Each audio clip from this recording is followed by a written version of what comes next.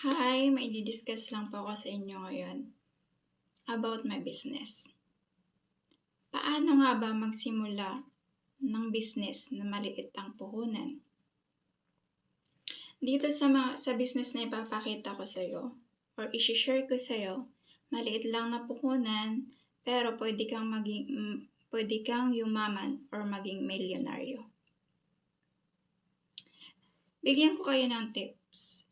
Naalala niyo po ba yung sabi ng magulang natin? Nung mga panahon nag-aaral pa tayo, nasabi ng magulang natin, "Anak, mag-aral kang mabuti para pagtanda mo, may maganda kang trabaho."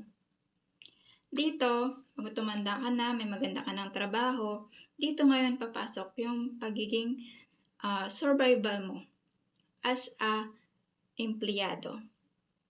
So ngayon, kung gusto mo magkaroon ng time and financial freedom, kailangan mo mag-business. Diba? Pero bakit hindi natin magawang mag-business? At sino-sino nga ba yung mga yumayaman? Siyempre, alam naman natin yung mga yumayaman is yung mga taong, mga businesswoman or mga businessman. Diba? Bakit hindi tayo mag-business? Hindi dahil wala tayong pera. Because your mindset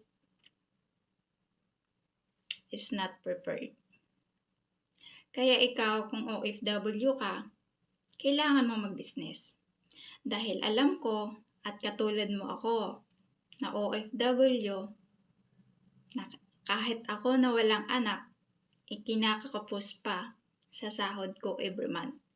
How pa kaya ikaw na may anak ka and breadwinner ka? As a OFW, alam ko kulang ang sahod mo. Kaya kailangan mo pumasok sa isang business, maging mag-part-time business, para magkaroon ka ng extra income.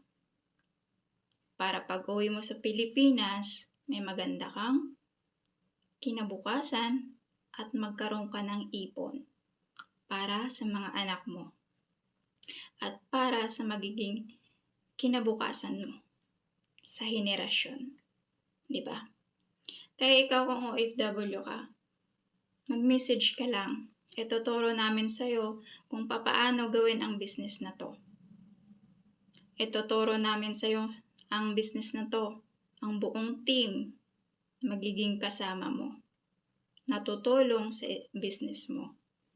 Hindi ka mag-iisa sa business na to. Nandito kaming lahat para tumulong sa business mo.